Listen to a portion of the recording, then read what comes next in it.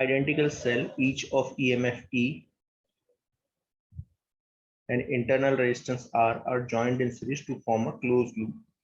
ठीक है, ठीक है, देखिए। अच्छा, इसमें एक सेल जो है वो कैसा है, रिवर्सली पोलराइज्ड है, तो एक को रिवर्स कर देना बस, और कुछ नहीं है। ठीक है, तो जैसे मान लीजिए ये एक सेल है जिसका EMF E है, internal resistance R, E R, ऐसे n सेल लगे हुए हैं और एक बीच में ना रिवर्सली पोलराइज्ड है। R मैंने बनाया नहीं है, ठीक, इंटरनल रेजिस्टेंस बनाया नहीं है। पूछ रहा है potential difference across each cell except A. अच्छा, कैसे करें, मान लीजिए एक एक्सटर्नल रेजिस्टेंस लगा हुआ है, तो अगर मैं आपसे बोलूं इसमें करंट कितना दौड़ेगा, तो क्योंकि ये n सेल लगे हुए हैं और सबका EMF E है, तो EMF होता है NE, लेकिन क्योंकि एक रिवर्सली पोलराइज्ड है तो वो एक और सेल के EMF को खा जाएगा, तो इसमें से 2E माइनस करना पड़ेगा अपॉन टोटल रेजिस्टेंस होगा total internal resistance, that is NR plus external resistance, ये आ जाएगा N minus 2E upon NR plus capital R। ठीक है, अब ये पूछ रहा है कि what is the potential difference across each cell. अब अगर आप ढंग से देखोगे तो ये वाला जो सेल है जो रिवर्सली पोलराइज्ड है, ये क्या हो रहा होगा, चार्ज हो रहा होगा, और बाकी सब क्या हो रहे हैं, डिस्चार्ज हो रहे हैं। तो हमें इसके अक्रॉस नहीं पूछा है, जो चार्ज हो रहा है उसके अक्रॉस नहीं पूछा है, हमें पूछा है जो डिस्चार्ज हो रहे हैं किसी भी एक सेल के अक्रॉस निकाल दो। तो अगर मैं इसके अक्रॉस निकालूं टर्मिनल पोटेंशियल डिफरेंस, तो वो आएगा E minus I into small r, where I is this, तो ये वैल्यू डाल देते हैं, I इज दिस, तो ये डाल दीजिए N माइनस 2E अपॉन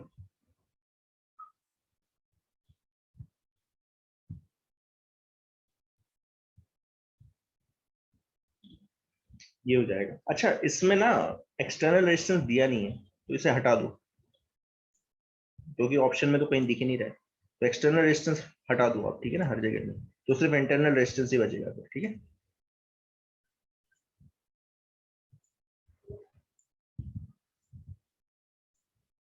अब हो जाएगा ये। ठीक है, तो इसे हटा दे रहा हूँ,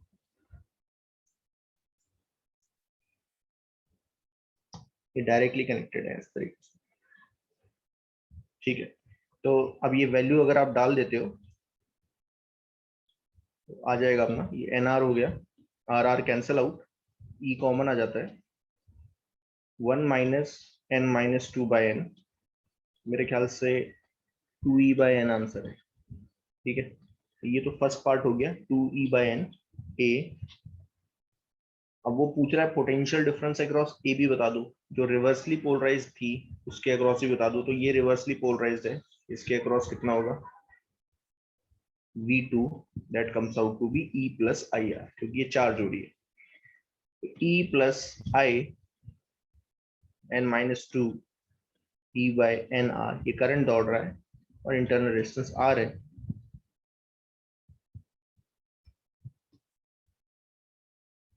एलसीएम ले लिया, 2 कॉमन आ जाएगा, N माइनस 1 E/N, तो ये ऑप्शन है, दैट इज अगर ढंग से देखोगे तो ये कुछ ऐसा लिखा है 2E 1 माइनस 1/N। ठीक है, ये आंसर हो गया, 2E 1 minus 1/N, that is answer is C। ठीक है, समझ में आ गया।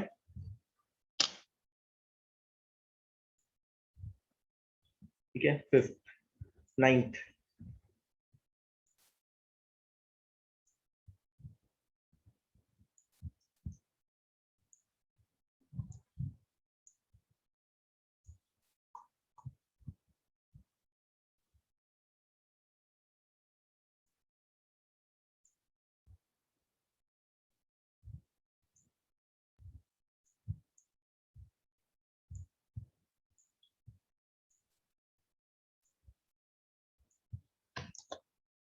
नाइन्थ,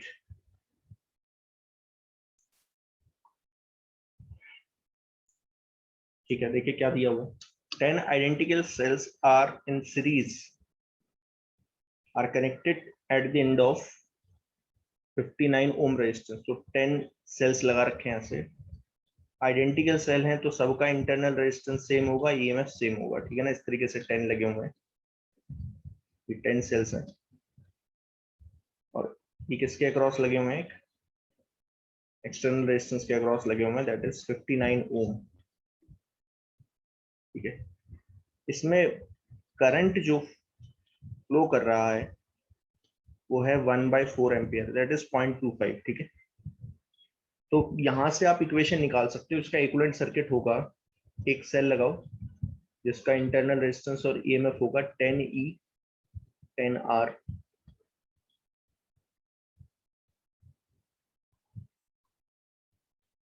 तो इक्वेशन बनेगी current is equal to total EMF upon total resistance, और क्योंकि इसमें करंट दे रखा है तो मेरी पहली इक्वेशन बन जाती है 10R plus 59 is equal to 40E। ये फर्स्ट इक्वेशन, ठीक है।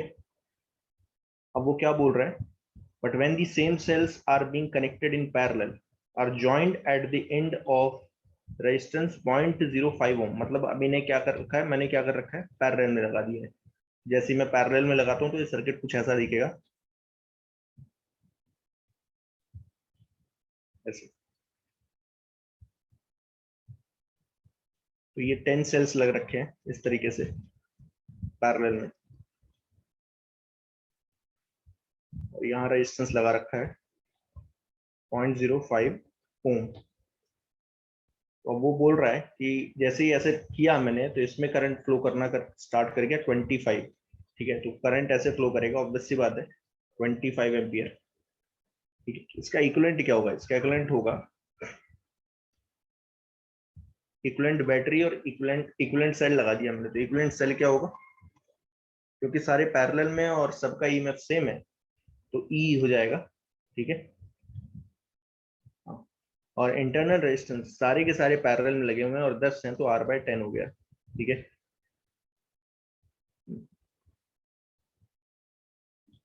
0.05 ओम, और इसमें करंट जो है 25 एम्पियर दे रखा है। ठीक है, तो जो दूसरी इक्वेशन बनेगी वो बनेगी 25 that is current equal to E upon R+10 R/10 upon जो 0.05 है इसे लिख लो 5/100। ठीक है, ये मेरी दूसरी इक्वेशन है। अब इन दोनों को सॉल्व करके ई और आर निकालना है, दो क्वाड्रेटिक इक्वेशन है, sorry linear equation in two variables हो गई, निकाल देते हैं।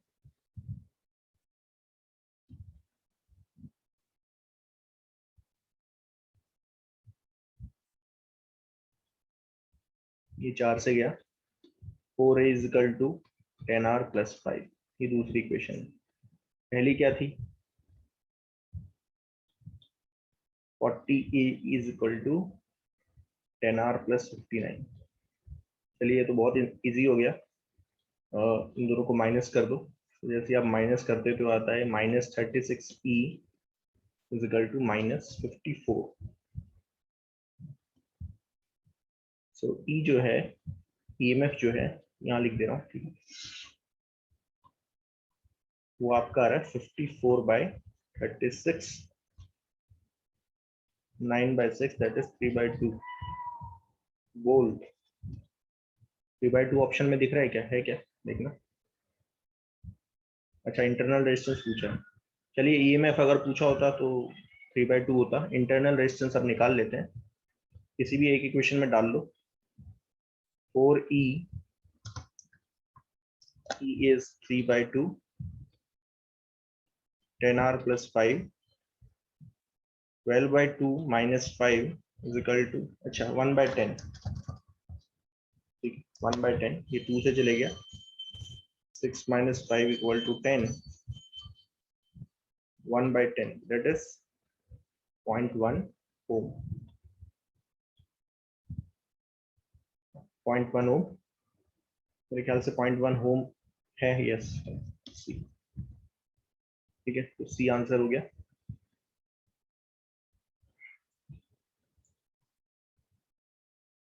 चलिए नेक्स्ट देखते हैं। नेक्स्ट कौन सा था?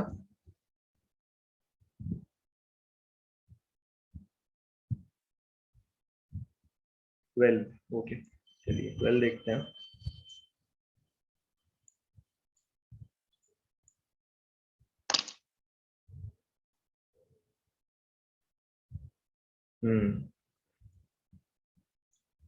मुझे लग ही रहा था ये डाउट होगा, क्योंकि ये बहुत बार पूछा भी गया है एक्चुअली, काफी बार पूछा है ये। इसमें क्या है, बच्चा कंफ्यूज होता है, ऐसे कंफ्यूज है प्रोसेस कैसे करें। थोड़ा सा अगर ढंग से ध्यान देते ना तो ये हो जाता है, कोई प्रॉब्लम नहीं है। ये जेई में आया भी हुआ है, ठीक है, वहीं से निकाल के दिया था। क्या बोला है, ध्यान देना।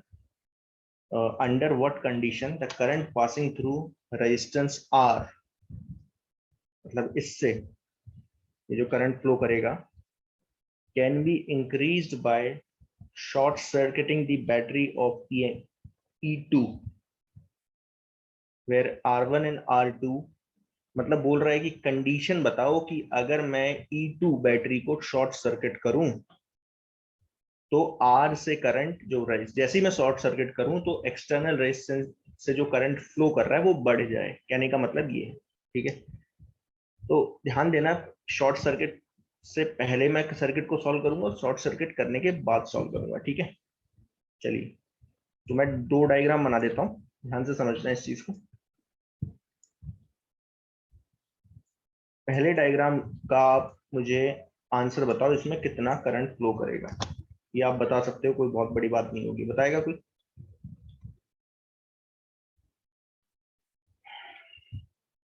कितना करंट फ्लो करना चाहिए इसमें? दोनों कैसे लगे हैं सीरीज में, किसी की भी रिवर्स पोलैरिटी नहीं है, तो करंट ईएमएफ आ जाएगा E1 plus E2 total EMF.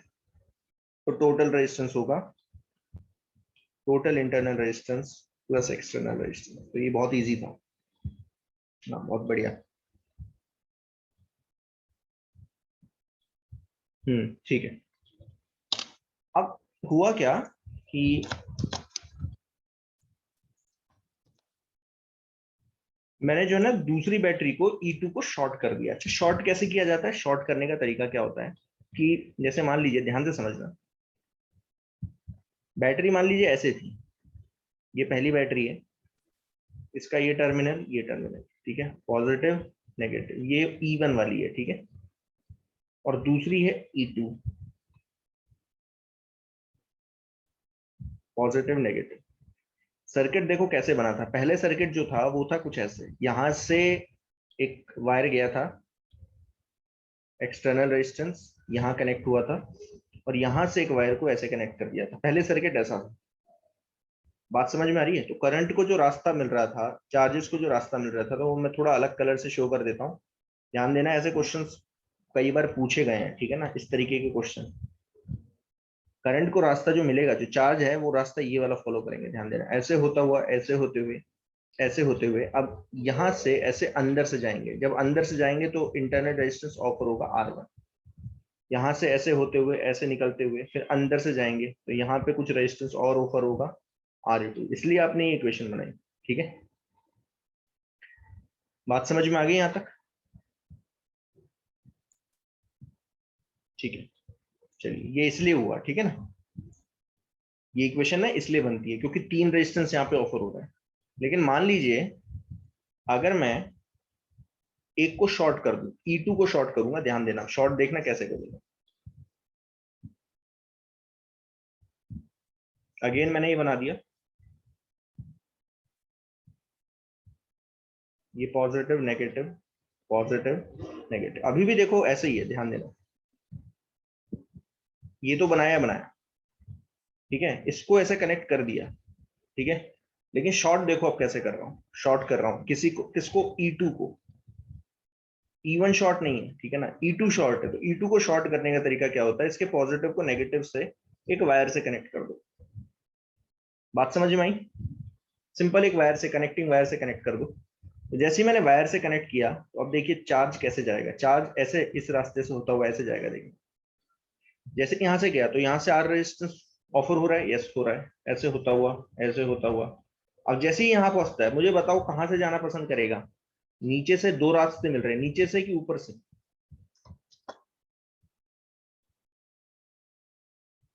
इससे जाना पसंद करेगा कि इससे जाना पसंद करेगा? ऊपर से। क्यों? क्योंकि ऊपर क्या लगा हुआ है, एक कनेक्टिंग वायर लगा हुआ है, और कनेक्टिंग वायर कितना रेजिस्टेंस ऑफर करता है? 0। तो वो वही पाथ लेता है, चार्ज हमेशा वही पाथ लेगा जहां पे कम से कम रेजिस्टेंस ऑफर हो, तो ये ऊपर से निकलेगा। तो क्या R2 रेजिस्टेंस ऑफर होगा? इंटरनल रेजिस्टेंस नहीं होगा, सीधी सी बात है ना? मतलब रेजिस्टेंस भी गायब हो गया। पहले केस में जैसे ऐसा लगता है कि सर रेजिस्टेंस तो मिलना चाहिए, चलो E2 आपने बैटरी को शॉर्ट कर दिया तो बैटरी गायब हो गई एक तरीके से, लेकिन रेजिस्टेंस तो मिलना चाहिए। नहीं, नहीं मिलेगी, रेजिस्टेंस नहीं मिलेगा, ठीक है ना, ध्यान देना, resistance will not be offered. तो अब जो है ये यहां जैसे जाएगा, अब यहां तो शॉर्ट नहीं है तो इसे नीचे वाला ही रास्ता लेना पड़ेगा। तो अब मुझे बताइए, अगर मैं आपसे बोलूं इस सर्किट में कितना करंट फ्लो कर रहा है, I1 मान लीजिए, तो आपका आंसर क्या होगा? अब क्योंकि E2 शॉर्ट कर दिया गया तो E2 बैटरी रही नहीं है, एक्चुअल में एक ही बैटरी कनेक्टेड है, कौन सी? E1। आ गया समझ में?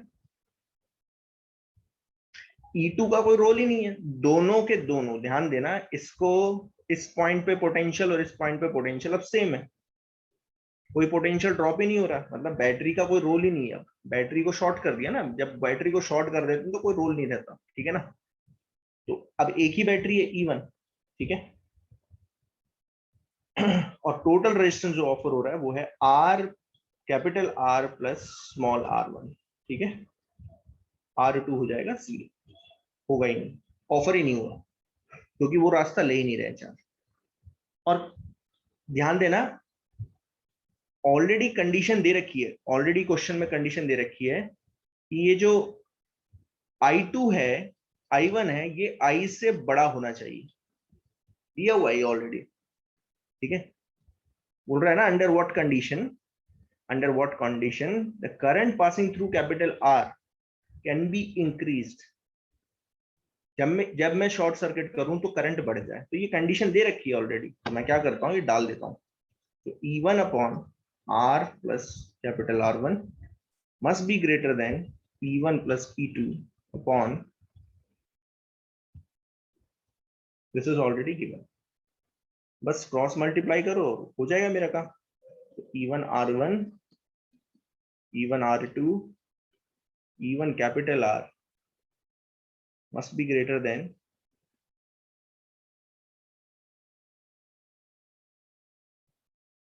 अब ये आपको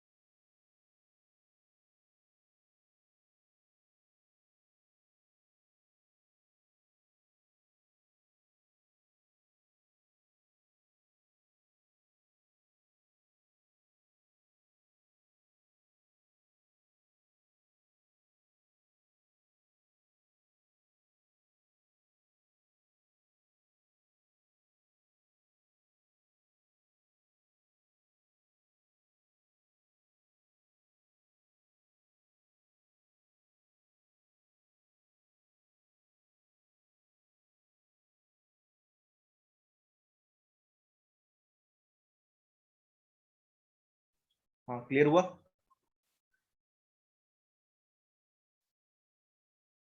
ठीक है, तो इसका थोड़ा ध्यान रखना है, जब भी बैटरी को आप शॉर्ट सर्किट करोगे तो आपको एक चीज ध्यान रखनी है, क्या?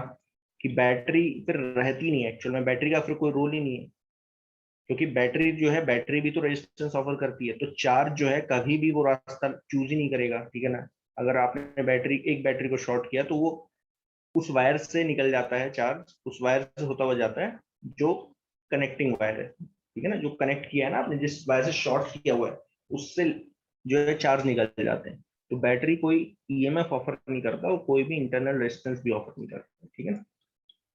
चलिए, और कौन सा क्वेश्चन था, 19? हाँ, 19 क्वेश्चन, ठीक है। चलिए,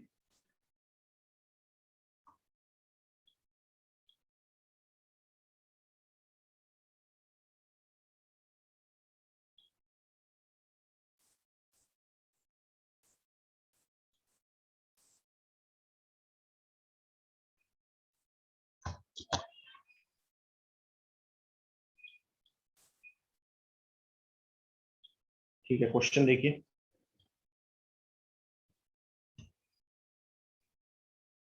एक यूनिफॉर्म वायर है, 12 ओम रेजिस्टेंस है उसका, is cut into 3 pieces in the ratio 1:2:3। तो एक वायर है, आप ऐसे सोचो, ठीक है, इसका रेजिस्टेंस है 12 ओम, ठीक है, इसको 3 पार्ट में कट कर दिया लेंथ वाइज, ठीक है।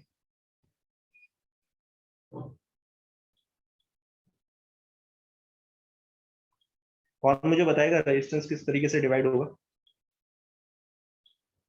तो कर सकते हो आप, पहले का एक्स ले लो, दूसरे का 2x ले लो, तीसरे का 3x ले लो, और क्योंकि तीनों सीरीज में लगे थे तो 12 था, तो आप निकाल सकते हो। तो पहले का हो जाएगा 2 ओम, दूसरे का हो जाएगा 4 ओम, और तीसरे का हो जाएगा 6 ओम। नाउ 3 पीसीस को क्या बनाया, किस फॉर्म में कर दिया, ट्राइंगल के फॉर्म में कनेक्ट कर दिया, ठीक है। और बोला है कि जो आपकी बैटरी लगी है 8 वोल्ट और इंटरनल रेजिस्टेंस उसका 1 ओम है, is connected across the highest of 3 register. Highest कितना है, 6, तो 6 वाला हो गया ये, इसके अक्रॉस लगी हुई है।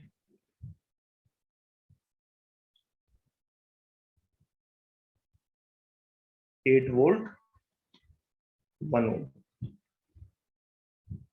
और ट्राइंगल बनाया था तो ऑब्वियस सी बात है ये 6 ओम है, तो ये दोनों ऐसे लगे होंगे। 4 ओम एंड 2, मेरे ख्याल से हो जाना चाहिए था, इसमें कुछ बचता ही नहीं है, क्या है, calculate the current through each part of the circuit, हो गया फिर तो। करंट बताओ कितना दौड़ेगा, ऊपर 4+2 कैसे लगे हैं, सीरीज में लगे हैं, यानी कि 6, और 6 कैसे हो गए, पैरेलल में। हाँ, तो 3 हो गया, तो जो करंट दौड़ेगा वो होगा 8/3+1, दैट इज 2 एम्पियर, ठीक है, 2 एम्पियर। और क्योंकि ऊपर भी 6 मिल रहा है और नीचे भी 6 मिल रहा है रेजिस्टेंस, तो इक्वली डिस्ट्रीब्यूट हो जाएंगे, 1 एम्पियर, 1 एम्पियर, ठीक है।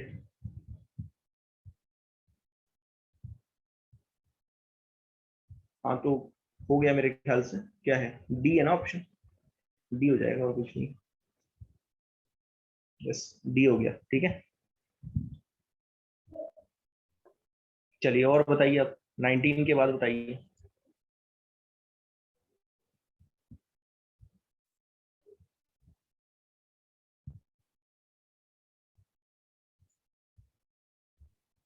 नाइनटीन के आगे,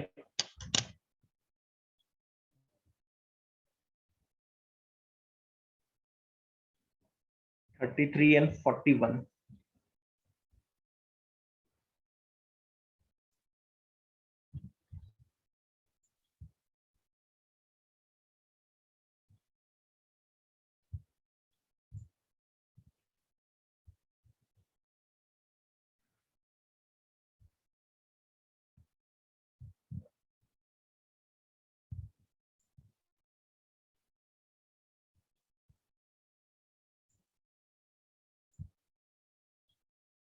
आप लोगों ने सॉल्व भी किए हैं कि नहीं?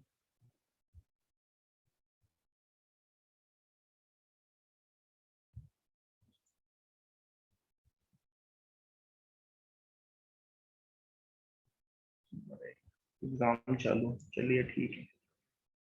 ठीक है, तो फिर मैं ये वाला एक क्वेश्चन लेता हूँ, एक क्वेश्चन लेता हूँ, ठीक है, और फिर आगे करवाता हूँ, सम सॉल्व करवाता हूँ, ठीक है।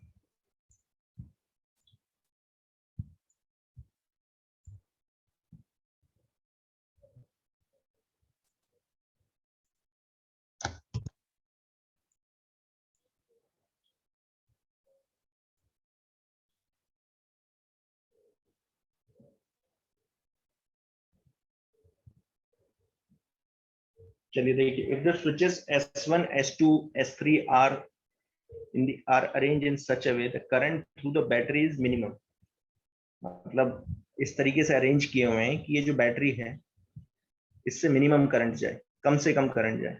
कौन मुझे बताएगा कम से कम करंट कब जाता है, करंट बैटरी में? जब ज्यादा से ज्यादा रेजिस्टेंस ऑफर होता है। सर्किट अगर ज्यादा से ज्यादा रेजिस्टेंस ऑफर करेगा तो ऑब्वियस सी बात है बैटरी में कम से कम करंट जाएगा, है ना। तो अरेंज ही इस तरीके से किया हुआ है, और अरेंज इस तरीके से किया हुआ है, S1, S2, S3 लगा रखा है, ठीक है ना। वो बोल रहा है बताओ कितना करंट फ्लो करेगा, तो भाई सीधी सी बात है, जहां पे स्विचेस लगे हुए हैं उससे कोई करंट फ्लो नहीं करेगा, ऑब्वियस सी बात है, क्योंकि स्विच ओपन कंडीशन में है। तो करंट के पास रास्ता क्या है, ध्यान देना, चार्ज है वो ऐसे ऐसे होते हुए, ऐसे होते हुए, अब क्योंकि यहाँ पे तीन रास्ते मिल रहे हैं, S2 ओपन है, तो ऊपर से और फिर नीचे से जाएगा, ठीक है, यहां से होता हुआ, ऐसे होता हुआ, ऐसे होता हुआ, अब यहां से S3 स्विच भी ओपन है, तो ये वाला जो है वो ऐसे होता हुआ ऐसे निकलेगा, ऐसे होता हुआ, अब यहाँ पे दो पाथ है, डिस्ट्रीब्यूट होगा, ऐसे होता हुआ इधर चले जाएगा, S1 से कुछ जाएगा नहीं, ठीक है ना, क्योंकि S1 ओपन कंडीशन है। अब ये कुछ सर्किट बचा नहीं है एक्चुअल में, ठीक है ना, क्या है सर्किट देखना है, ऐसा बन गया है, ये 6 और 1 7 ओम हो गए, एक लगा दिया है, ऊपर 6 और 3 9 ओम, नीचे 9 ओम, ये वाला पॉइंट और ये वाला जंक्शन, ये वाले दोनों जंक्शन, ये जो है सेम पोटेंशियल पे है, तो मैंने एक ही जगह पे कनेक्ट कर दिया है, ठीक है ना, एक ही जगह पे कर दिया है, यानी ए पे कर दिया, ठीक है ना, ये तीनों ए, दिस एंड दिस, दोनों तीनों एक ही जगह पे हैं, एक ही जगह पे कनेक्ट किया, ठीक है, ये ए हो गया, और ए से फिर दो रेजिस्टेंस पैरेलल में लगे हुए, यहां से होता हुआ ये सर्किट इस तरीके से कंप्लीट हो जाता है, 1 ओम 1 ओम। अब आपसे पूछा है कि इसके अक्रॉस कितना potential, find out the potential voltage across A and B.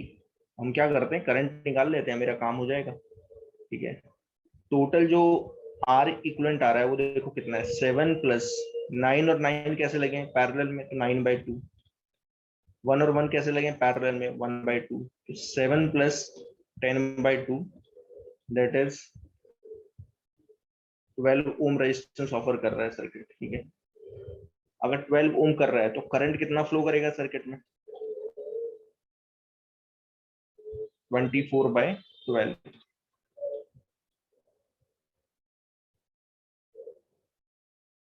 Half कैसे है, 1 1 पैरेलल में लगे हुए हैं, 1 1 पैरेलल में लगे हैं, तो क्या होगा, हाफ ही तो होगा ना।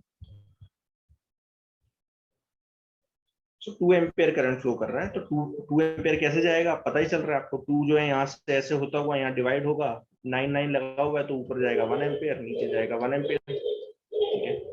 फिर यहाँ से गया 2, ठीक है, यहाँ से जाएगा 1 एम्पियर, यहाँ से जाएगा 1 एम्पियर, बताओ इसके अक्रॉस कितना है, 1 × 1, दैट इज 1 वोल्ट।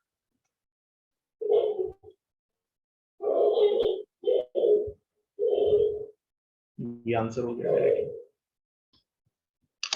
फिलहाल सर्किट में एक्चुअल में सब कुछ दिया हुआ था, ठीक है ना, कुछ था नहीं है।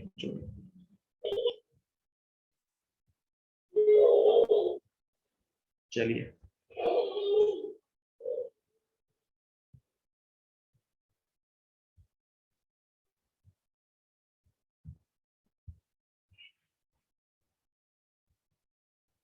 देखो अब प्लीज सॉल्व करो यार, मतलब सॉल्व नहीं करोगे ना तो फिर कुछ एक्चुअली में मजा आता नहीं है, ठीक है ना। आप सॉल्व करोगे तो ज्यादा अच्छा लगेगा मुझे, ठीक है। जो सॉल्व कर रहे हैं बढ़िया है, उनका कॉन्फिडेंस डेवलप पूरा होगा, ठीक है। प्लीज सॉल्व करो, डाउट पूछो। चलो ठीक है, मतलब अब सॉल्व तो किया नहीं है आपने, एक ही पूछे जा रहा है उसमें जो है।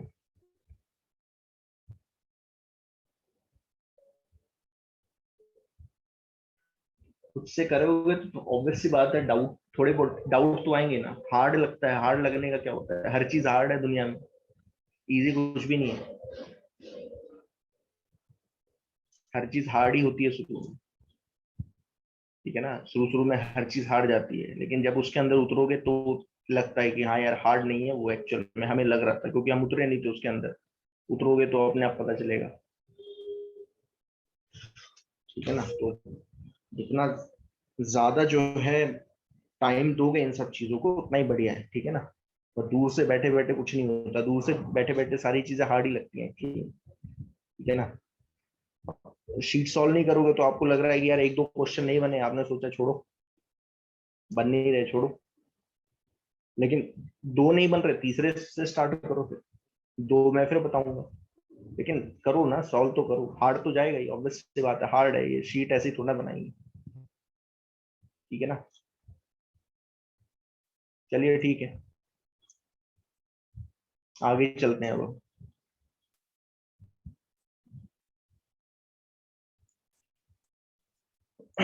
देखो पिछली बार ना, हाँ मैं एक चीज जो है आपको, यही यही सॉल्व कर रहे थे ना। हाँ तो पिछली बार जो ना एक चीज मैं जो है थोड़ा सा करेक्शन कर देता हूँ। देखो क्या था कि हमने ये वाला क्वेश्चन सॉल्व किया था, ये वाला जो सेमी सर्कुलर क्रॉस सेक्शन वाला था, ठीक है ना। ये सॉल्व किया था, इसमें करेक्शन कर लेना। करेक्शन ये था कि जो करंट था ना, ये 2 पाई आर से नहीं पाई आर से था। ये मैंने बाद में देखा, ये मैंने थोड़ा सा गलत बता दिया था। ये 2 पाई आर से नहीं पाई आर से जा रहा था। ये टू हटा देना, वैसे मैंने हटा दिया है, ठीक है ना। टू से डिवाइड कर देना हर जगह पे। जैसे आप टू से डिवाइड करोगे तो करंट,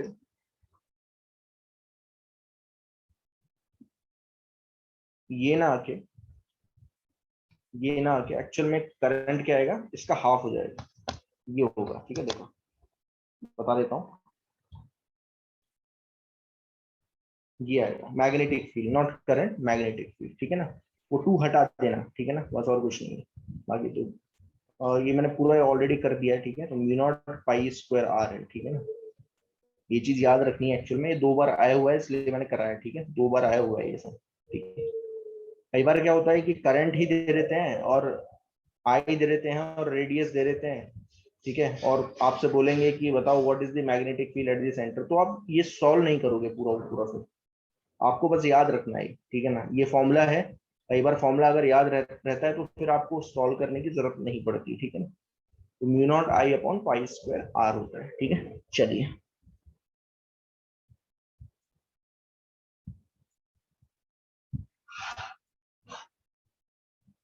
ठीक है, चलिए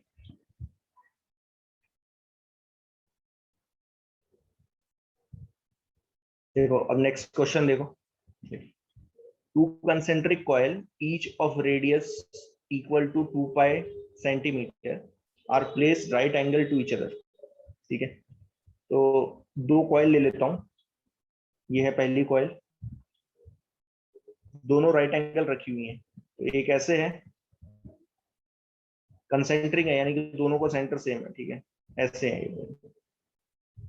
अब इमेजिन करो ये दोनों अलग अलग प्लेन में, लेकिन दोनों का सेंटर सेम है, ठीक है। दोनों दोनों अलग अलग प्लेन में क्यों है, क्योंकि ऑलरेडी दिया हुआ है, they are at right angle to each other, ठीक है।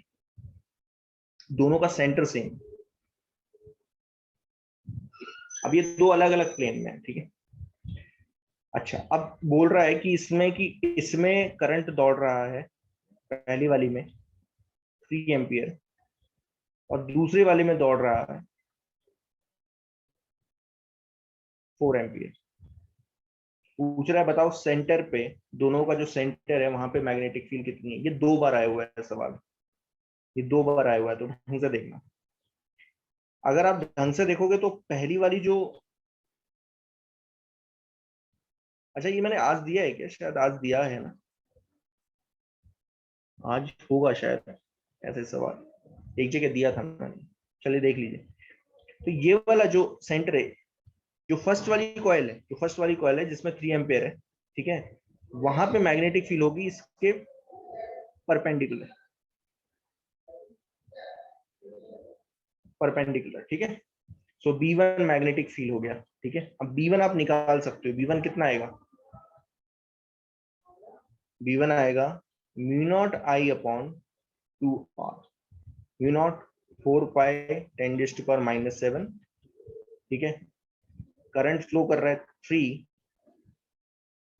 रेडियस दोनों का कितना है 2 पाई सेंटीमीटर, ठीक है, 2 पाई सेंटीमीटर। तो 2 पाई सेंटीमीटर को चेंज करोगे तो आएगा 2 पाई × 10⁻⁻²। तो ये जो पहले वाली की वजह से मैग्नेटिक फील्ड है वो होगी, ये 2 पाई कैंसल आउट हो गया, वो आएगी 3 × 10⁻⁻⁵ टेस्ला।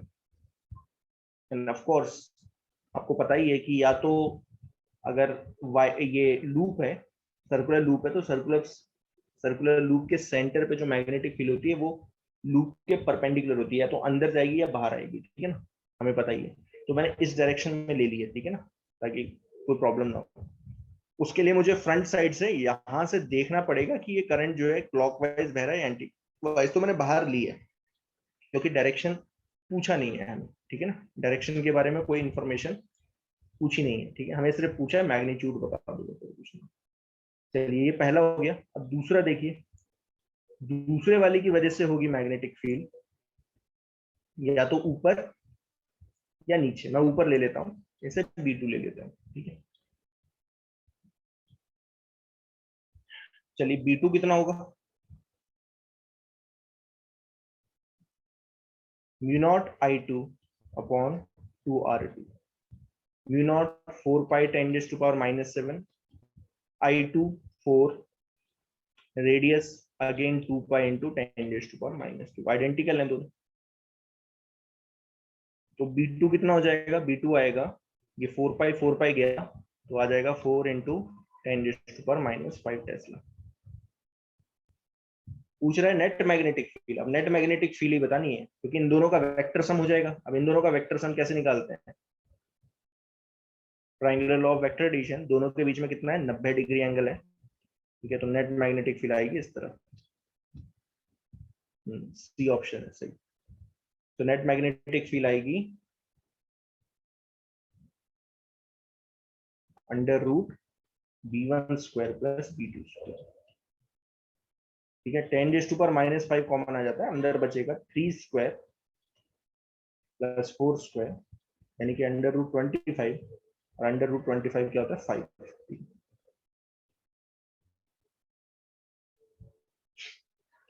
5 × 10⁻⁻⁵, ठीक, ये आ जाएगा। ये सी ऑप्शन है, ठीक है, आया हुआ है, ठीक है, 2005 में आया था। चलिए नेक्स्ट देखिए, ये तो आप ही करके दिखाइए क्या आंसर है। चलिए आप बता सकते हो मेरे ख्याल से, ये 2002 में आया हुआ है।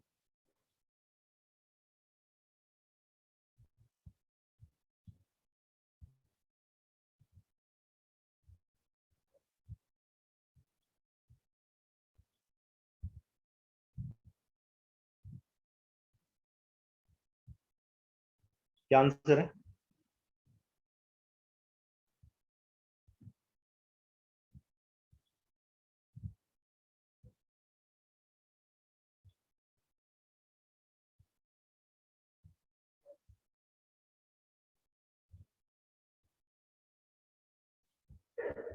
One is to one.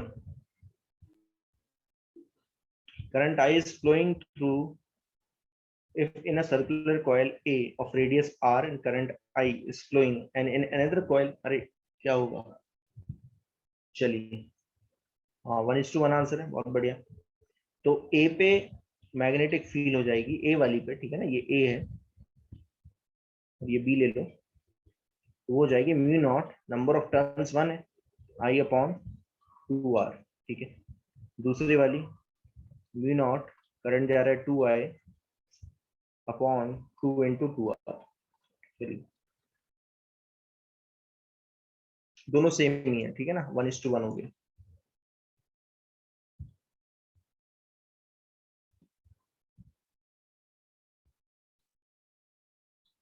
One is to one हो गया, ये ऑप्शन।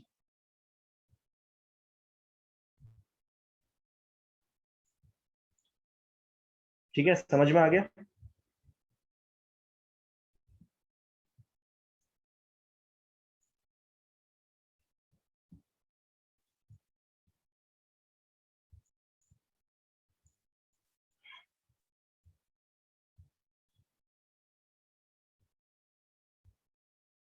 चलिए ये वाला कीजिए, ये वाला कीजिए पहले, ये वाला कीजिए, देखते हैं कर पाता है कि नहीं।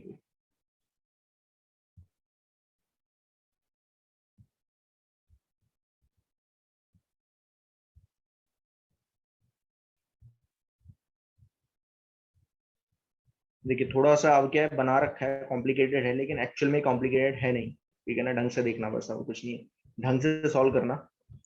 कौन मुझे बताएगा यहाँ पे कितनी लूप्स है? 2 कंसेंट्रिक लूप्स हैं, ठीक है। बात आ रही है समझ में?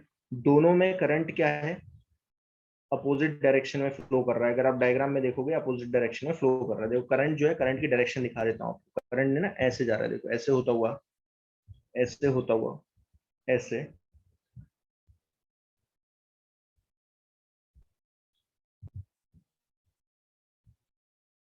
ऐसे होता हुआ, ऐसे निकल जाए।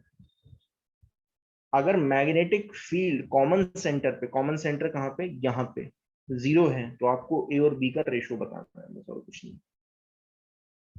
मैं इसे डिवाइड कर देता हूँ, ए बी सी डी, और 2 लूप्स हैं।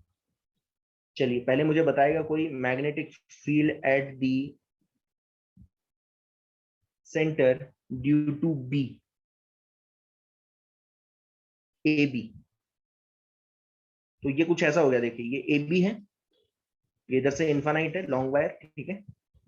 ये सेंटर है। अब सेंटर जो है इससे कितने परपेंडिकुलर डिस्टेंस दूरी पे है, बताएगा कोई? थ्रू डायग्राम कितनी दूरी पे है?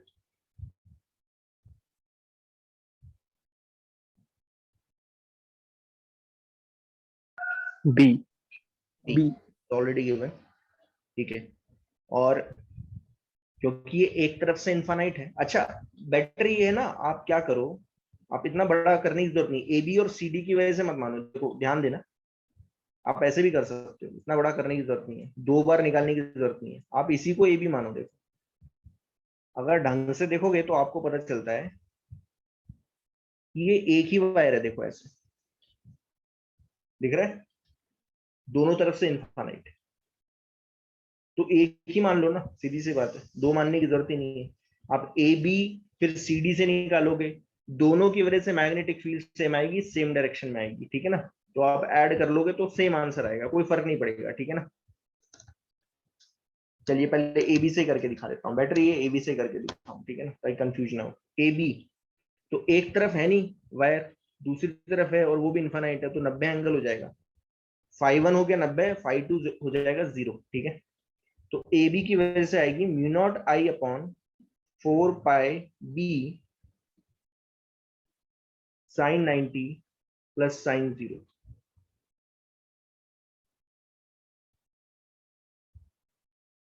Mu naught I upon 4 pi B.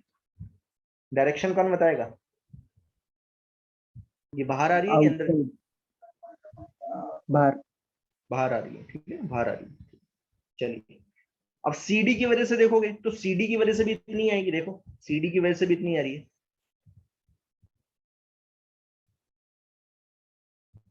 अगर ढंग से देखोगे तो सीडी की वजह से भी इतनी आ रही है।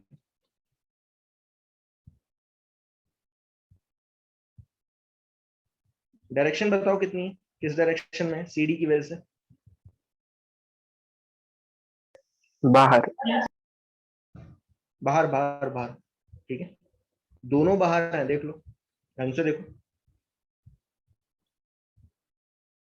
तो अगर अगर ढंग से देखा जाए तो ए बी और सी डी की वजह से जो मैग्नेटिक फील्ड है सेंटर पे वो ऐड हो रही है, क्योंकि दोनों सेम है और दोनों सेम डायरेक्शन में, दोनों का मैग्नीट्यूड सेम, दोनों का सेम डायरेक्शन ऊपर की तरफ, तो ये ऐड होगा तो आंसर आएगा mu naught upon mu naught I upon 2 pi B. तो वही चीज मैं आपसे बोल रहा था कि बेटर ये है कि आप क्या करो, एक ही वायर मान लो, इस पूरे को एक तरफ से भी इन्फाइनाइट और दूसरी तरफ से भी इन्फाइनाइट, तो फिर सेंटर पे कितनी आएगी, mu naught I upon 2 pi B, directly कर सकते हो, ठीक है। चलिए अब देख लेते हैं किसकी वजह से, जो बड़ी लूप है, बड़ी लूप की वजह से, बिग लूप ऐसे लिख रहा हूं, बिग लूप, वो आएगी, देखना जरा कितनी आएगी, mu naught I upon 2 B. समझ में आया? Yes sir. अच्छा, mu naught I upon 2 B. चलिए डायरेक्शन बताएगा कोई? बाहर। बड़ी लूप, हाँ बाहर की तरफ, बड़ी लूप की वजह से, ठीक है, बड़ी लूप की वजह से बाहर, ठीक है, बाहर की तरफ।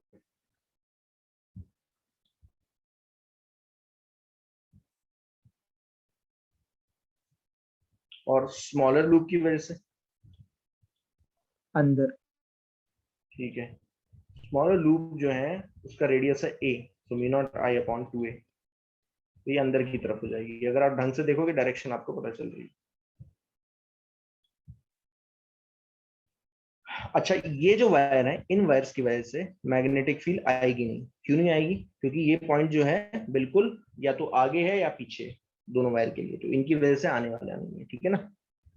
तो अगर आप ढंग से देखोगे तो 3 मैग्नेटिक फील्ड ऐड हो रही है और चौथी सब्ट्रैक्ट हो रही है, तो नेट मैग्नेटिक फील्ड आप लिखोगे, ध्यान देना,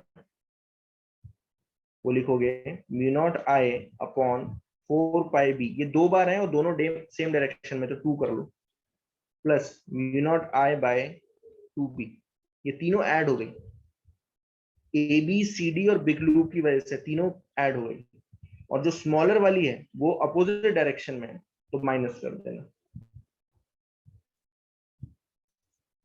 और ये सब एक दूसरे को क्या कर रही है, कैंसल आउट कर रही है, तो ये इन सब का सम क्या हो जाएगा, 0। बस आप निकाल लो, मेरे ख्याल से आप आ जाएगा, ये 2 से गया, क्या कॉमन आया, म्यू नॉट आई कॉमन आ गया, 2 बी कॉमन आ गया, 1/पाई बी, 1/बी माइनस 1/, क्या आंसर आ रहा है, आ गया क्या?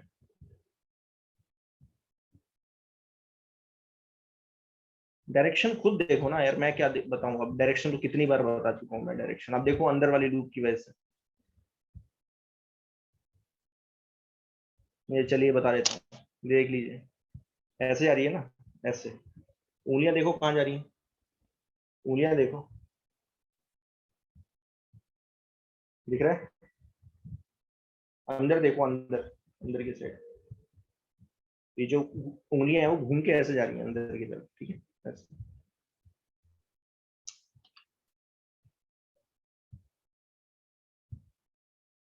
ठीक है चलिए, तो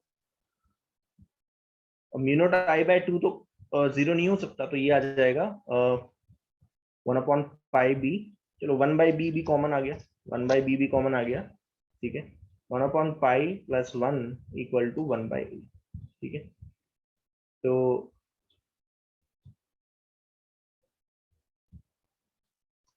ए बाय बी का आ रहा है पाई अपॉन पाई प्लस 1, ये आंसर है, ठीक है, पाई अपॉन पाई प्लस 1, ठीक है, बी आंसर हो गया। ये जो है ना, आज एग्जाम में मैंने दिया है और मैं आज सॉल्यूशन भेज दूंगा, ठीक है, वो जो ऑब्जेक्टिव हुआ था पिछले हफ्ते हुआ था ना ऑब्जेक्टिव पेपर, उसका भी सॉल्यूशन भेज दूंगा और इसका भी आज भी भेज दूंगा, तो वो सॉल्यूशन आप इसमें देख लेना, उसमें दिया हुआ है, ठीक है, ये करा नहीं रहा हूँ मैं, समझ में आ गया है? Yes sir. चलिए ठीक है, आगे चलते हैं, चलिए ये अच्छा क्वेश्चन है, ढंग से देखना है, ये काफी अच्छा क्वेश्चन है, इससे काफी क्लियरिटी होगी। और ये जेई मेंस में आ रखा है, जेई मेंस में भी आ रखा है और आईआईटी जेई में भी आ रखा है, ठीक है, जेई एडवांस में भी आ रखा है, तो ढंग से देखना इस क्वेश्चन से आपको काफी कुछ क्लियर होगा। देखो क्या दिया हुआ है in figure, two long W1 and W2, ये दो वायर हैं। अगर ढंग से देखोगे तो ये दो वायर जो है ना, ये परपेंडिकुलर टू द प्लेन है, प्लेन के परपेंडिकुलर, देखो ऐसे जाते हैं, ठीक है ना, समझना इस चीज को, ठीक है, परपेंडिकुलर टू द प्लेन है, ठीक है। इसमें जो करंट आ रहा है वो बाहर की तरफ आ रहा है, और इसमें जो करंट है वो कहां जा रहा है, अंदर की तरफ। आपको पूछा है, आपसे पूछा है फाइंड आउट, अच्छा इसमें पूरा नहीं लिखा, find out the magnetic field eight P and Q.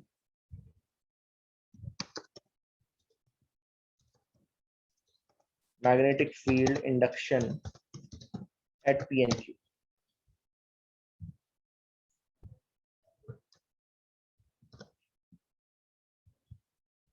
पहले पी पे निकालते हैं, ठीक है। चलिए पहले मुझे बताओ कि जो पहली वाली वायर है, ये ये मैग्नेटिक फील्ड कैसे प्रोड्यूस करेगी। अब ध्यान देना कि इसमें जो करंट है ना, वो ऐसे आ रहा है, ऊपर की तरफ आ रहा है। अब राइट हैंड रूल लगाओ, राइट हैंड थंब रूल, बताएगा कोई पी पे मैग्नेटिक फील्ड कैसे होगी। देखो ऐसे सर्कुलर लूप्स बनेंगी, मैं बना देता हूं, ऐसे बनेंगी सर्कुलर लूप।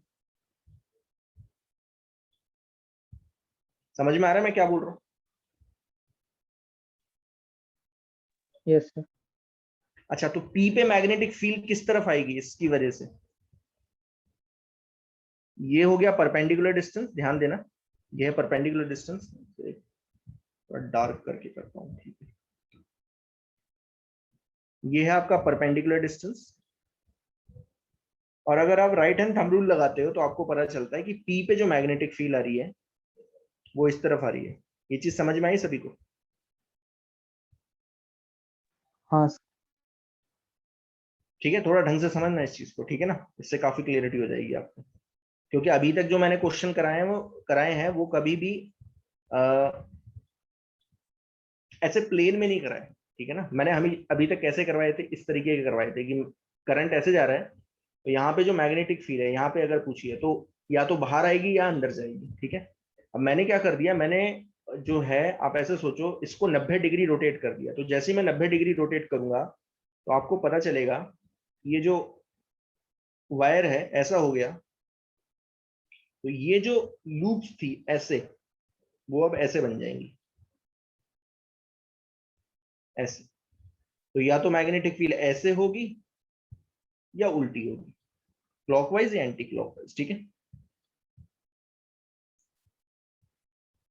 ठीक है चलिए, तो ये आई पहले की वजह से, कौन बताएगा कितनी होगी। इन्फानाइट वायर है, बताएगा कोई आर दूरी पे कितनी होती है। Mu naught I upon 2 pi R. बहुत बढ़िया, mu naught I upon, I current है, 2 पाई आर, कौन बताएगा आर कितना है, ये है ना आर, कितना होगा बताएगा कोई। अंडर रूट ए स्क्वायर √3 का होल स्क्वायर, ये चीज समझ में आ गई। 2a। हाँ 2a हो जाएगा, ठीक है। सो आर आ गया 2, तो हम यहाँ पे 2a लिख देते हैं। डायरेक्शन देख लो किस तरफ है, ठीक है। चलिए ओके, अब इसकी वजह से देखो, अगर आप ढंग से देखोगे तो पता चलेगा कि ये भी जो मैग्नेटिक फील्ड यहाँ पे प्रोड्यूस करेगा वो भी सर्कुलर लूप के फॉर्म में करेगा ऐसे। लेकिन क्योंकि इसमें करंट कैसे आ रहा है, अंदर जा रहा है, तो जो मैग्नेटिक फील्ड आएगी प्लेन में वो कैसी आएगी, क्लॉकवाइज की एंटी क्लॉकवाइज, बताएगा कोई।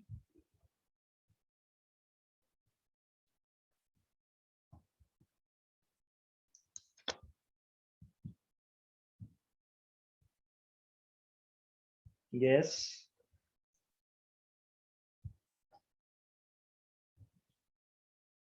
क्लॉकवाइज।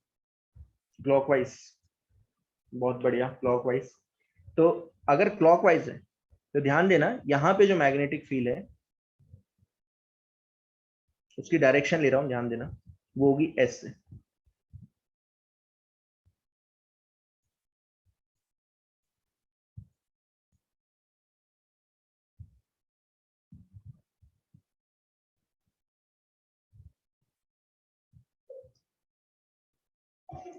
ठीक है, चलिए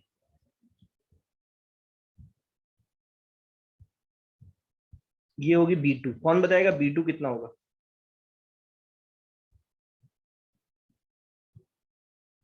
V0I अपॉन 2 पाई। ध्यान से समझना, ये था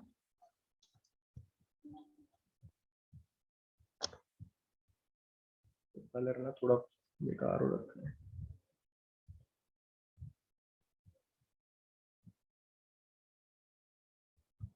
ये था R,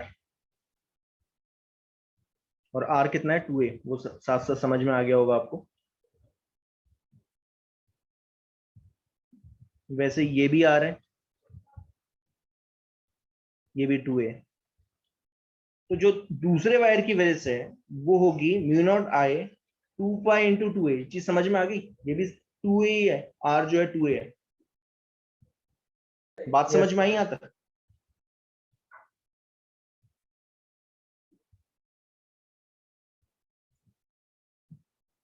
अच्छा, अब एंगल देखना है, सबसे बड़ी इंपॉर्टेंट जो है चीज है, क्योंकि अगर मैं इन दोनों को वेक्टरली ऐड कर पाया तो मेरा काम बन जाएगा। एंगल अगर मैंने देख लिया तो मेरा काम बन गया। देखिए एंगल, देखिए अब ध्यान देना, कौन मुझे बताएगा ये एंगल कितना है?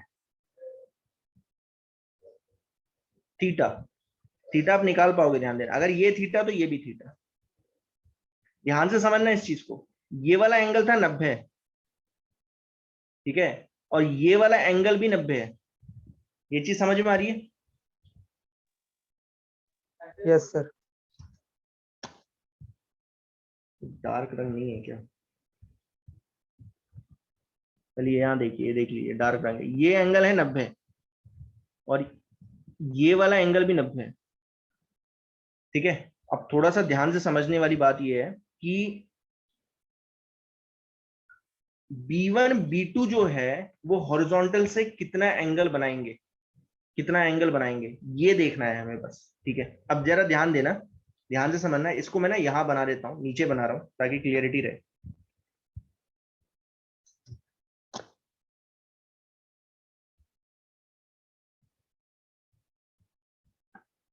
ये है आपका हॉरिजॉन्टल, ठीक है, वर्टिकल, ठीक है।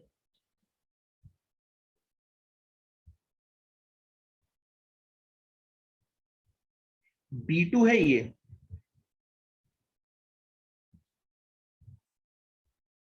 और ये है वायर। ये वाला एंगल थीटा है, देखना जरा, दिया हुआ है ना ऑलरेडी, ठीक है, इट इज ऑलरेडी गिवन, ठीक है। क्योंकि ये वाला एंगल 90 है, ध्यान देना, तो अगर ये थीटा है तो ये कितना हो जाएगा? 90 माइनस थीटा।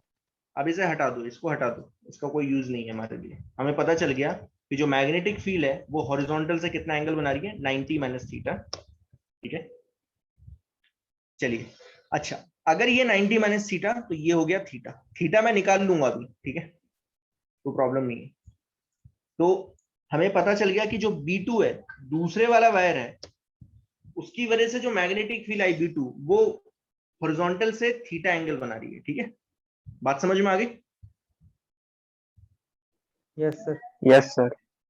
अब दूसरे के बारे में बात कर लेते हैं, दूसरे के बारे में बात कर लेते हैं, B1 के बारे में बात करेंगे। अब ध्यान देना, B1 के बारे में कैसे बात करूं, ध्यान देना, ये 90 है, ये थीटा है। कौन मुझे बताएगा ये एंगल कितना होगा? ये 90 है, ये थीटा है, तो ये कितना होगा? तो आप बोलोगे सर 180 माइनस 90 प्लस थीटा। ये चीज समझ में आ गई?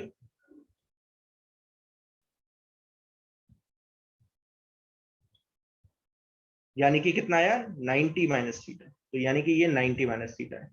कहने का मतलब ये है कि जो फर्स्ट वाली मैग्नेटिक फील्ड है, फर्स्ट वाली वायर की वजह से जो मैग्नेटिक फील्ड है वो वाई एक्सिस से कितना एंगल बना रही है, 90 माइनस थीटा। तो यहां दिखा देता हूं,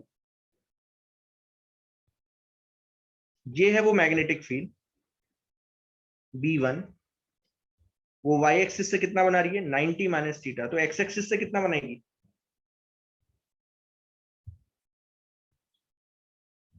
थीटा। थीटा। बहुत बढ़िया। और थीटा ऑलरेडी पता है, थीटा मैं ट्राइंगल से निकाल सकता हूं, ठीक है। किसने बताया भी है, शायद सूरज ने बताया 30 डिग्री है। निकाल भी सकता हूं, ठीक है ना, इट इज ऑलरेडी गिवन, तो मैं निकाल सकता हूं, ध्यान देना। ये ए है, ये √3a है, ठीक है। ये थीटा है, तो यहाँ पे टेन से निकल जाएगा, टेन थीटा आ जाएगा a/√3a। तो थीटा 30 डिग्री आ गया, ठीक है। थीटा 30 डिग्री है, वो डाल देंगे बाद में। अब इन दोनों का वेक्टर एडिशन कैसे करते हैं,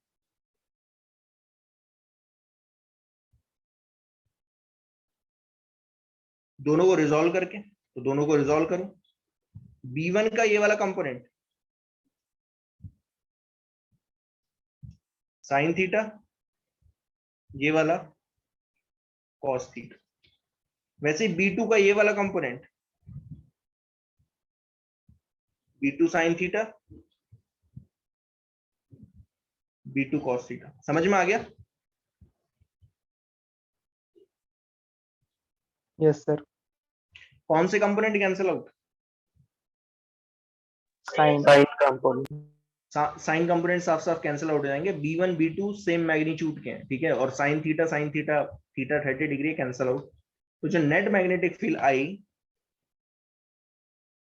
वो आई B1 cos theta plus B2 cos theta, ठीक है। B1 अब वैल्यू डाल दो, ठीक है। B1 कितना था, μ0I/4 पाई है,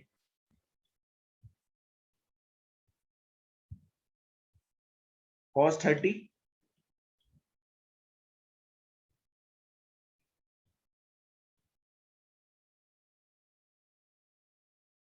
cos 30 √3/2 होता है।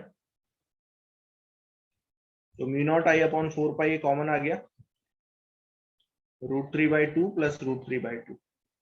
तो आंसर आपका आ रहा है √3 μ0I/4 पाई। वेक्टर फॉर्म में कौन बता देगा आंसर क्या होगा, ये किस डायरेक्शन में है, negative x. Negative x axis दिख रहा है, ठीक है। तो नेगेटिव एक्स एक्सिस यानी कि माइनस माइनस आई कैप। माइनस आई कैप।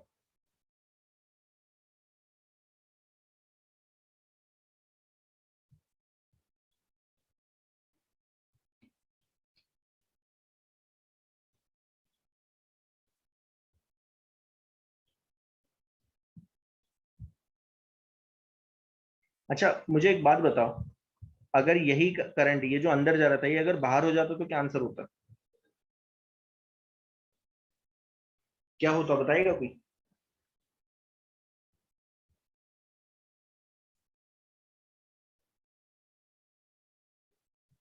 क्या पूछ रहे प्लस सर आई आप? कैप। मैंने बोला कि अगर ये जो W2 है ना, W2 इसमें करंट अंदर ना जाके बाहर आ रहा होता तो फिर क्या होता, डायरेक्शन चेंज। ये जो B2 है B2 की डायरेक्शन हो जाती ऐसे, तो फिर ये कुछ ऐसा हो जाता देखो। तो फिर इसके कौन से कंपोनेंट उड़ते, कॉस। कॉस। कॉस उड़ते और साइन ऐड हो जाते हैं, ठीक है। बात समझ में आ गई।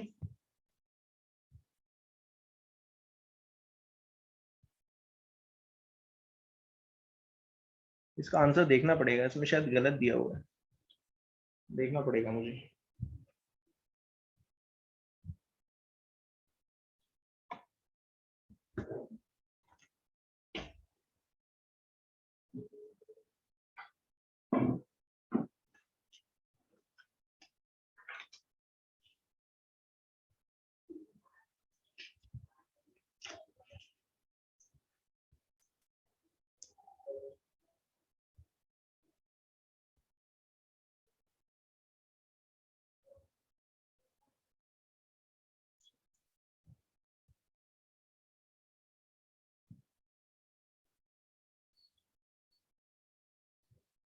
हमने देखना जरा डायरेक्शन तो गलत नहीं ली है, देखना जरा, मुझे लग रहा है मैंने एक की डायरेक्शन गलत ली है, देखना जरा। हाँ B2 मैंने गलत लिया है, दिख रहा है?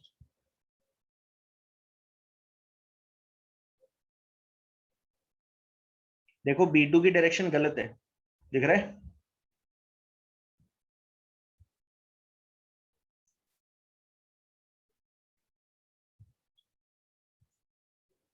B2 की डायरेक्शन ये पता है कब आती, ध्यान देना,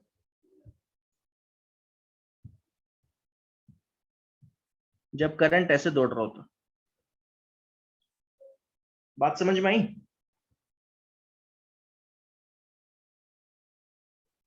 यस सर। ठीक है, तो ठीक है, दोनों ही कर देते हैं, ठीक है, दोनों ही कर देते हैं। ये पहला केस है, फर्स्ट केस कौन सा है? इफ, यहाँ पे बता देता हूं, ठीक है, ये फर्स्ट केस है, when current is in same direction.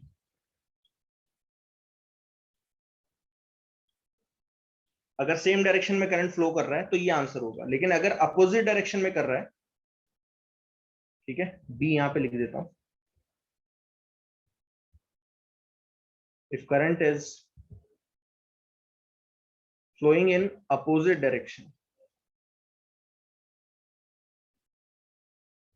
देखो ध्यान से समझना, इस B2 के बारे में ध्यान देना, ये जो B2 है ना, ये एक्चुअल में देखो क्या होगा, अगर ये अपोजिट होते, ध्यान देना ऐसे, इसमें करंट बाहर आ रहा होता और इसमें अपोजिट डायरेक्शन आ रहा, मतलब अंदर जा रहा होता, तो इसकी वजह से तो यहाँ पे मैग्नेटिक फील्ड B1 ऐसे निकलेगी, ध्यान देना ऐसे होगी, लेकिन इसकी वजह से आएगी इस तरफ। ये चीज समझ में आ गई सभी को? Yes sir. ठीक है, वहां डायरेक्शन गलत थी, इसलिए जो है गलत आंसर आ रहा है। गलत नहीं मतलब इनकेस, मतलब मैंने क्या किया है, दूसरे वाले की डायरेक्शन जो मैग्नेटिक फील्ड थी B2 की, उसकी डायरेक्शन जो ना अपोजिट ले ली थी, तो वो भी ठीक है, कोई प्रॉब्लम नहीं है, बस मैंने क्या कर दिया, करंट की डायरेक्शन उल्टी कर दिया, ठीक है। इस केस में क्या होगा, तो इस केस में क्या होगा, ध्यान देना, कुछ ऐसा बनेगा, B2 B1, ये एंगल 30 डिग्री है, वो पता ही चल रहा था, ठीक है, थीटा था, ये भी 30 हो जाएगा। और कौन से कंपोनेंट कैंसिल आउट होंगे इनके?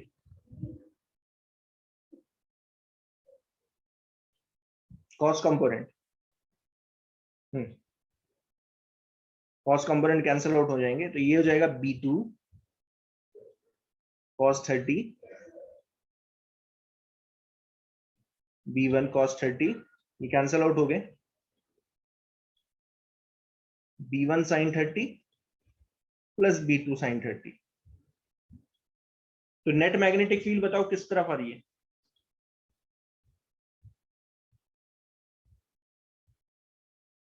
वाई डायरेक्शन में, प्लस प्लस वाई। जे कैप। हाँ प्लस जे कैप, तो B1 यानी कि mu naught I upon 4 pi a sin 30 that is half, mu naught I upon 4 pi a sin 30 यानी कि नॉट, हाँ 4 पाई, तो आंसर आया आपका म्यू नॉट अपॉन 4 पाई जे कैप। तो ये चीज आपको ध्यान देनी है, ठीक है। ये आया P पे, Q पे कैसे निकालेंगे आप? अब Q देखो जरा ध्यान देना, Q जो है वो उसके कोऑर्डिनेट दे रखे हैं A, A, तो अब यहाँ पे Q बना रहा हूं ना, ये B पार्ट है, इस वायर में करंट बाहर आ रहा है, इसमें अंदर जा रहा है,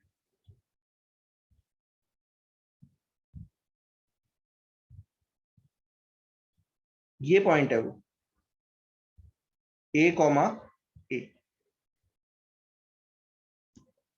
चलिए अब मुझे बताइए कि ये जो पहली वाली वायर है जिसमें करंट है I, जो बाहर की तरफ आ रहा है, इसकी वजह से Q पे मैग्नेटिक फील्ड किस डायरेक्शन में आएगी?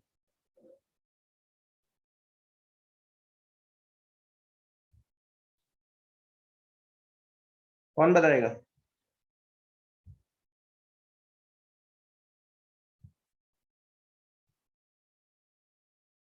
इस तरफ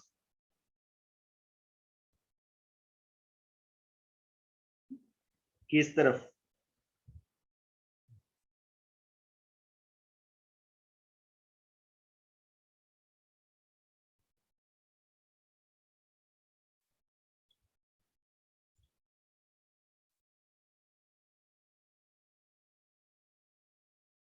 यस बताएगा कोई?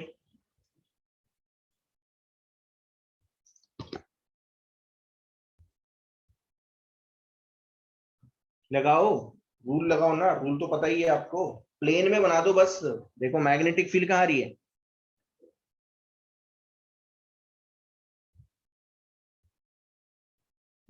करंट जो है बाहर की तरफ आ रहा है, तो क्यू पे बताओ किस तरफ होगा मैग्नेटिक फील्ड?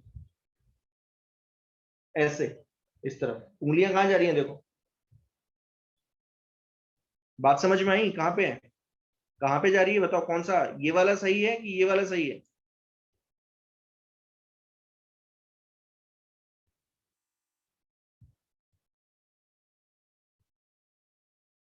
ऊपर वाला। हाँ ऊपर वाला सही है, तो इसे हटा दो। ठीक है, नीचे वाले को हटा दो। ठीक है, ये मैग्नेटिक फील्ड है B1। कौन मुझे इसकी वैल्यू बता देगा? म्यू नॉट आई अपॉन 2 पाई, कितनी दूरी पे है ये? √2a। ये ढंग से बताना कितनी दूरी पे है। ये A है, ये A है, तो ये 2A हो गया। और ये A है, तो मेरे ख्याल से √5a होगा। देखो जरा। √5a। हाँ, तो √5a दूरी पे है। ठीक है, तो √5a ले लो, ये हो गया। ठीक है, चलिए अब इसकी वजह से देख लेते हैं। इसकी वजह से मैग्नेटिक फील्ड दूसरे वाले वायर की वजह से, कौन बताएगा किस डायरेक्शन में? अब ये डायरेक्टली कर सकते हो। ये जो मैग्नेटिक फील्ड प्रोड्यूस करेगा वो कुछ ऐसे करेगा।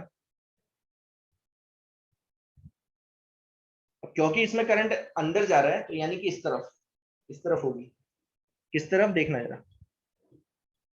इस तरफ। समझ में आ गया? Yes sir. अच्छा, तो B2 कितना आएगा? B2 इजी है, म्यू नॉट आई अपॉन 2 पाई। कितनी दूरी पे? ये A दूरी पे। बात समझ में आ गई? Yes sir. चलिए, अब इन दोनों को वेक्टोरियली ऐड करना है, तो वेक्टर फॉर्म में हम आंसर करेंगे, वेक्टर फॉर्म में ही करेंगे। ठीक है, ये है B2। इसको तो कुछ रिजॉल्व करने की जरूरत नहीं है। ठीक है, ये 2 पाई हो गया। रिजॉल्व इसे करना है।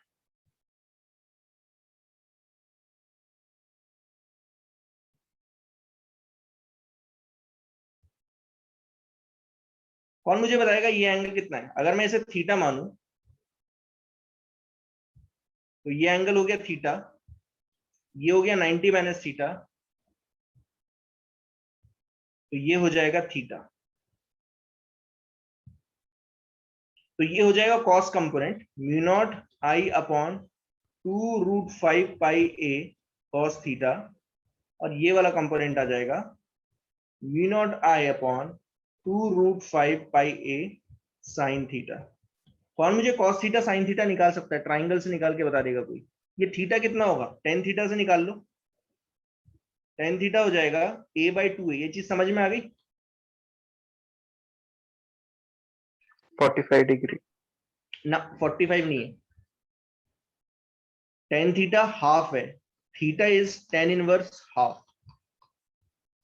अगर टेन थीटा हाफ है, तो कौन मुझे बताएगा साइन थीटा कॉस थीटा क्या होगा?1/√5, 2/√5।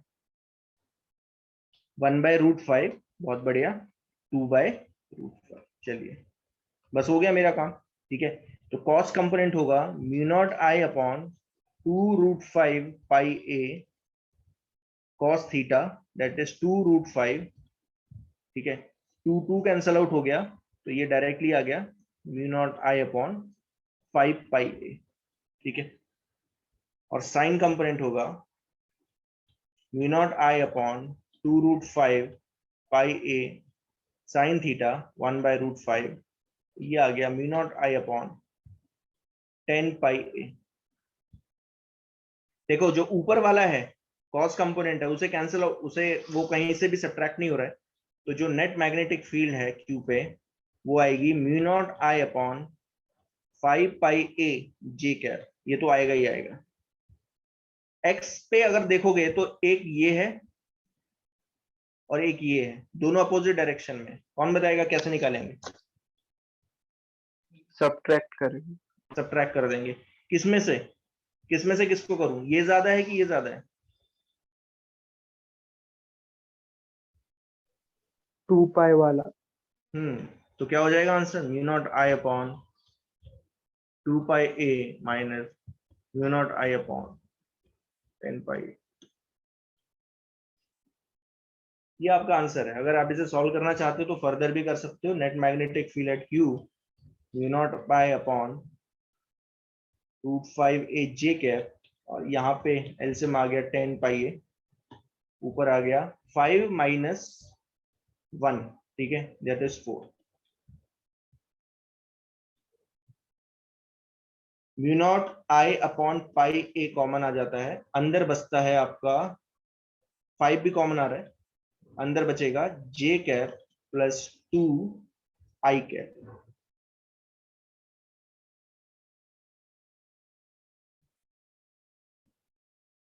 कौन बताएगा मैग्नीट्यूड कितना है इसका?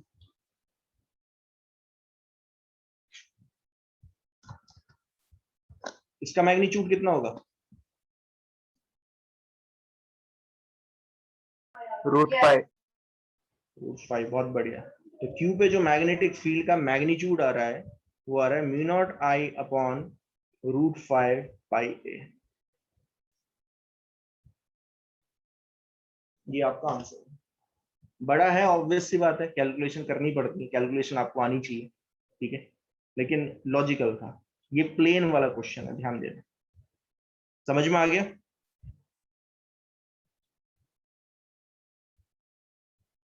Yes sir.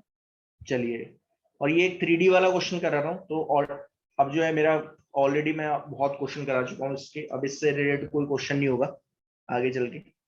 अब मैं पाथ वाले क्वेश्चंस कराऊंगा, ठीक है। कल जो है पाथ वाले क्वेश्चन होंगे, चार्ज पार्टिकल अगर मैग्नेटिक फील्ड में जो है मूव कर रहा है तो वो उसके अलग अलग चीजें कैसे निकालते हैं, तो नेक्स्ट कल से तो वही क्वेश्चन कराऊंगा। ये 3D वाला क्वेश्चन है, ठीक है ना, इसका एक ही क्वेश्चन है, तो वो ढंग से समझ लो।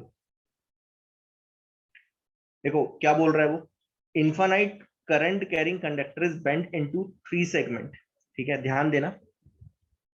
ये वायर है, ऐसे जा रही है, देखो ऐसे, ये किस प्लेन में है?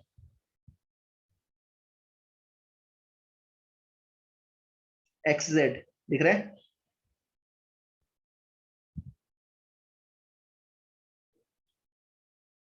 एक्स जेड प्लेन में जा रही है, ठीक है, एक्स जेड प्लेन में, ठीक है, इन्फानाइट से आ रही है, इस पॉइंट पे जाके रुकेगी, ठीक है। इसको मान लिया ए, इसको मान लिया बी, फिर ये 90 डिग्री टर्न ले रही है, ठीक है, पैरेलल टू क्या होगी, जेड एक्सिस, ऐसे जा रही है। अभी भी किस प्लेन में?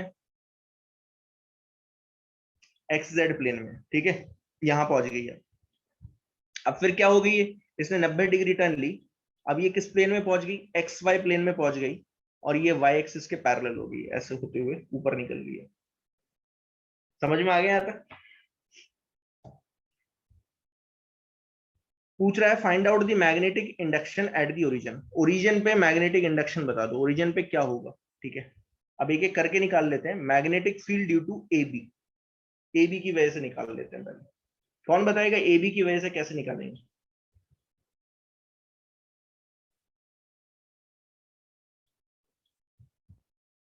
तो देखो अगर आप ढंग से देखते हो तो पता चलता है कि ये जो वायर है ना, ये एक ही तरफ है,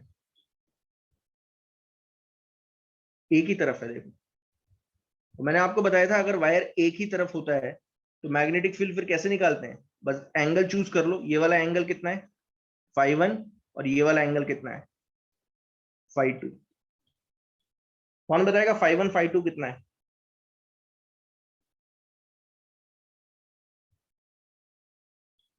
ये ए, ये ए, तो कितना हो जाएगा 45 डिग्री, ठीक है।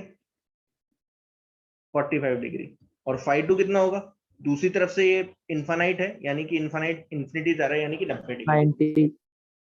तो phi 1 phi 2 पता चल गया। ए बी की वजह से अब मैग्नेटिक फील्ड देखो, ये जो वायर है ये ओरिजिन से कितनी दूरी पे है, कितने परपेंडिकुलर डिस्टेंस दूरी पे है, 90।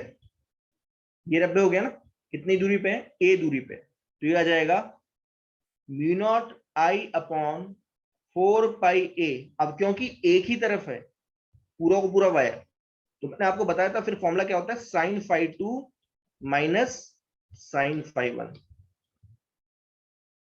ठीक है,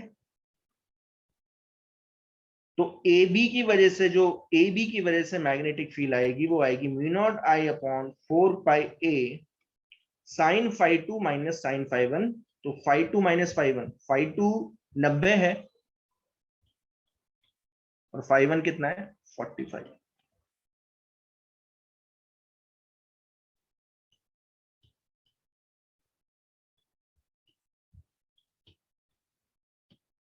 डायरेक्शन,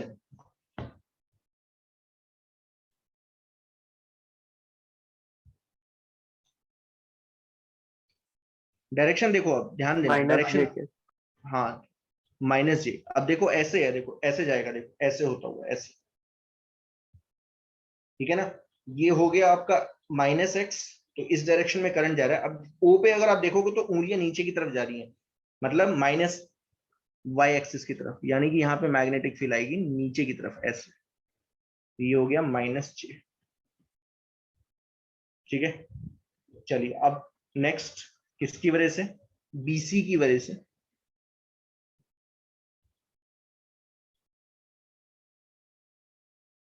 बीसी की वजह से जो मैग्नेटिक फील्ड आएगी, बीसी कुछ ऐसा है देखो, ए दूरी पे है, ऐसा है बीसी। अभी भी ये कौन से प्लेन में है, एक्स जेड प्लेन में है। ठीक है, तो अगर आप ढंग से देखते हो तो पता चलता है ये वाला एंगल है, देखो ये वाला एंगल रिक्वायर्ड है। ठीक है, ये जेड के दूसरी तरफ नहीं जा पा रहा है। ठीक है, तो phi 1 कितना हो जाएगा, डायरेक्टली 45। ठीक है, तो phi 1 आ गया 45, phi 2 है ही नहीं, यानी कि 0। ठीक है, तो बीसी की वजह से आ जाएगा म्यू नॉट आई अपॉन 4 पाई। ये कितनी दूरी पे है, ये पॉइंट बीसी से ए दूरी पे। बात समझ में आ रही है। Yes, sir. तो अभी भी ए दूरी पे है, ध्यान देना। तो mu naught I 4 by A sine phi 2 plus sine phi 1। ठीक है ना, ठीक है, तो क्या हो जाएगा, दूसरी तरफ तो है ही नहीं, तो यानी कि sine 45, that is sine 45। Direction कौन मुझे बता देगा। अब देखो ये ऐसे जा रहा है, ऐसे Plus JK. प्लस जे कैप हो जाएगा। ठीक है, प्लस जे कैप। तो ये आ गया mu naught I upon 4 pi A 1/√2 J cap. ठीक है, and last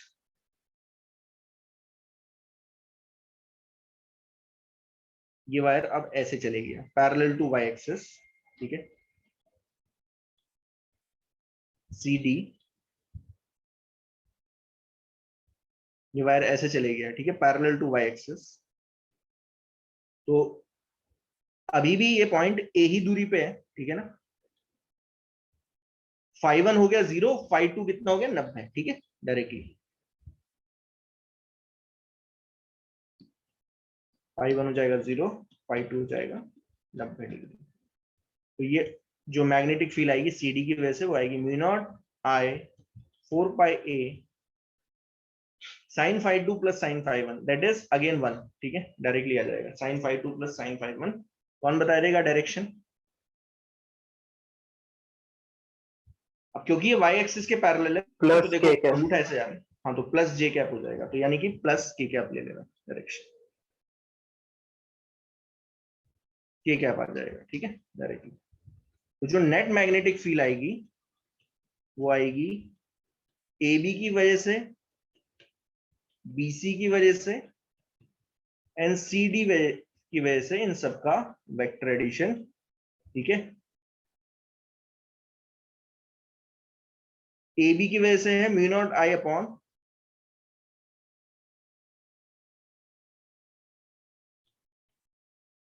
4 pi a 1 minus 1 by root 2 j cap minus J cap, ठीक है, फिर बाहर माइनस लगा लो। बीसी की वजह से mu naught I upon 4 pi a j by root 2, और तीसरी mu naught I upon 4 pi a k cap. बस आप इसे सॉल्व कर लेना, वही आंसर है आपका। ये कॉमन आ जाएगा, minus J plus J by root two j by root 2 plus k।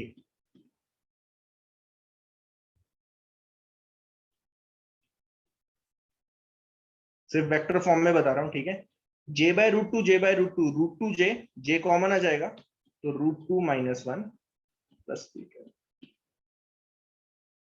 ये आपका आंसर है, ठीक है।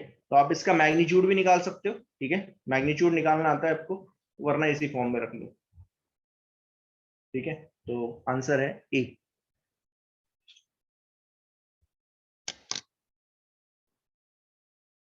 ठीक है, समझ में आया क्या?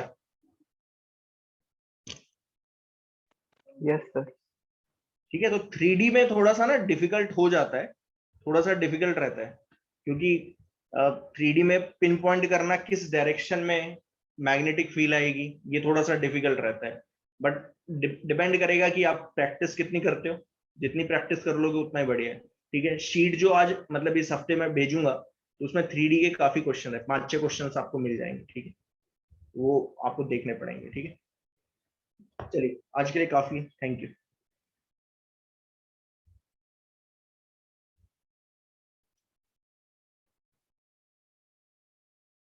इस हफ्ते मैं मैग्नेटिक फील्ड की शीट भेजूंगा, ठीक है ना, मैग्नेटिक इफेक्ट ऑफ करंट की, ठीक है।